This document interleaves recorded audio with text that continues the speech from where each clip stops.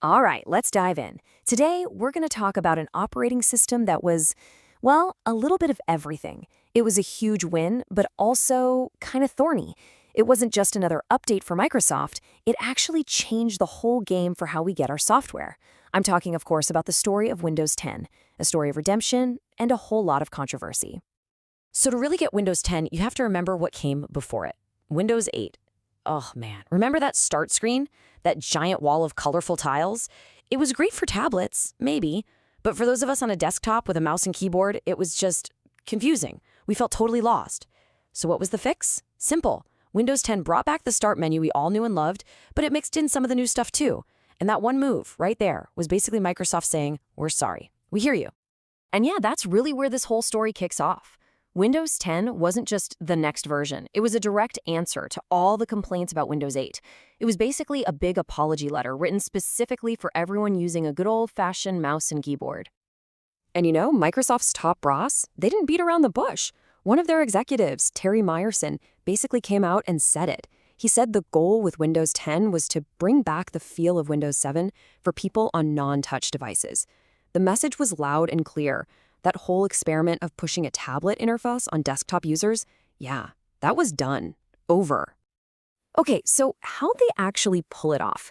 Let's take a look at the key features they rolled out to win everyone back, while also, trying to innovate a bit. And it was actually a pretty clever mix of old and new. I mean, the start menu coming back, that was a big headline, right? It gave everyone that familiar home base again. But they didn't just stop there. They also threw in some really powerful new stuff. Task View, for instance, finally brought virtual desktops to Windows, which was a huge deal for multitasking. Then you had the Action Center, which put all your notifications in one sane place. And of course, Cortana, their digital assistant, was baked right in. It was this really careful dance between welcome back and look what's next. But here's the thing. Underneath all those user-friendly features, Microsoft was playing a much bigger game. They were building something called the Universal Windows Platform, or UWP. And the dream behind UWP was huge. The idea was that a developer could code an app once, and it would just work everywhere. On your PC, your tablet, your Windows Phone, remember those, and even on your Xbox. A single app for every device. Now, a vision that big needed a totally new way of doing things. I mean, think about it. We were all getting used to our phone apps on iOS and Android updating all the time.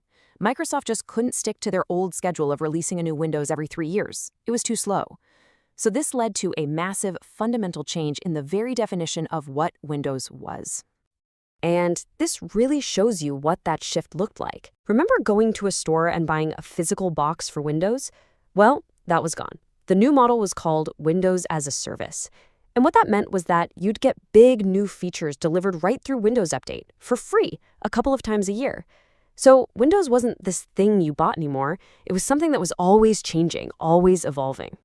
This whole new approach was so radical, so different, that a Microsoft employee actually said something that made headlines everywhere. He said Windows 10 would be the last version of Windows. The idea was that simple. It wouldn't be Windows 10, then 11, then 12. It would just be Windows, and it would be updated forever. But, and there's always a but, right? This super ambitious plan, especially the part about getting everyone to upgrade, well, it created a whole new set of problems. The nice, simple comeback story, it was about to get real messy. It all started with an offer that was, frankly, unbelievable at the time. For a full year, if you were on a legitimate copy of Windows 7 or 8.1, you could upgrade to Windows 10 for free, totally free. This was a massive, generous-sounding move. The goal was to get everybody on the same page on the same OS. And of course, an offer that good immediately made everyone ask the same question. Okay, so what's the catch? I mean, Microsoft is giving away its biggest product for free? Something's gotta be up.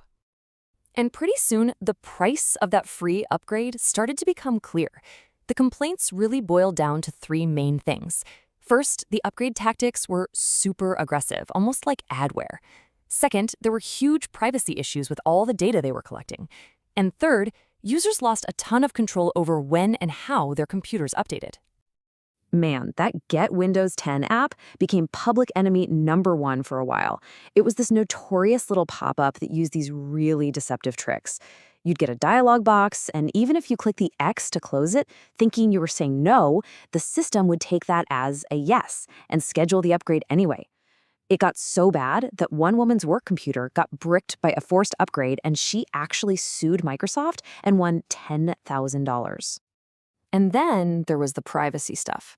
If you just clicked the Express settings during setup, which most people do, you are agreeing to let Windows 10 collect a ton of your personal data. We're talking contacts, calendar info, your location, even what you were typing. And the worst part? If you had the home version of Windows 10, you couldn't even turn all of this data collection off completely. And yet, despite all that controversy, despite all the angry users, the strategy worked. It absolutely worked. The free upgrade, combined with the new features, just catapulted Windows 10 to the top of the market. It wasn't overnight. It took them about 2.5 years. But in January 2018, they hit that magic milestone. Windows 10 officially overtook the still incredibly popular Windows 7. It was finally the most used desktop OS in the world. And then, in March of 2020, they hit the big one, their moonshot goal. 1 billion active devices running Windows 10.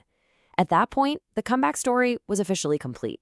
This Windows as a service idea wasn't an experiment anymore. It was just the way things were. And for about 6 years, it looked like that guy back in 2015 was right. We just kept getting our semi-annual updates. Things kept changing bit by bit, but nobody was talking about a Windows 11. It really, truly felt like we were living with the final version of Windows. But you know how the tech world is. Nothing ever stays the same for long. In the summer of 2021, some leaks started popping up online. And then Microsoft made an official announcement that pretty much took everyone by surprise. It turns out the last version of Windows wasn't the last version after all. Yep, they announced Windows 11. The story of Windows 10 suddenly had a surprise ending, and a successor was on its way. So that leaves us with the really complicated legacy of Windows 10, doesn't it? On one hand, there's no question it saved Microsoft from the disaster of Windows 8. It brought the PC into the modern era. But on the other hand, was this the moment we all kind of agreed to trade away a little bit of our control, a little bit of our privacy, in exchange for free constant updates? Was it a triumphant comeback? A cautionary tale? Or maybe it was just both. And that, right there, is the story of Windows 10.